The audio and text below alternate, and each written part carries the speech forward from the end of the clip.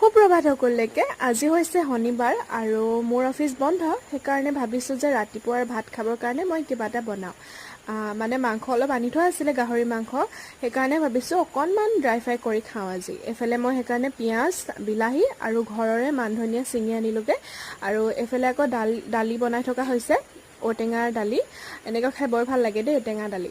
তাৰপাছত এইফালে আকৌ আজি মানে মাংসখিনি বেছিকৈ তেল আছিলে, সেইকাৰণে প্ৰথমতে তেলখিনি উলিয়াই ল'লোঁ মাংসৰ। তাৰপাছত পিঁয়াজ আৰু নহৰু দি দিছোঁ।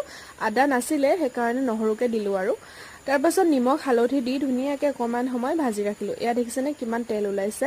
তাৰপাছত আকৌ মিট মছলা আৰু ৰেড চিলি পাউডাৰ অকণমানো দিলোঁ, যিহেতু কালাৰ আহিব লাগিব। আৰু কাটি ৰখা বিলাহীখিনিও দি দিলোঁ। আজি পিছে আলু নিদিওঁ দেই ইয়াত, অকল মাংসই মানে ফ্ৰাই কৰিছোঁ। তাৰপাছত এইফালে ভাত হৈ গ'ল আমাৰ ৰেডি। খাবলৈ যে সঁচাকৈ বৰ ভাল লাগিছিলে দেই এনেকৈ ফ্ৰাই কৰি। আৰু ঠিক আছে তেতিয়াহ'লে আজিলৈ আহিছোঁ, বাই।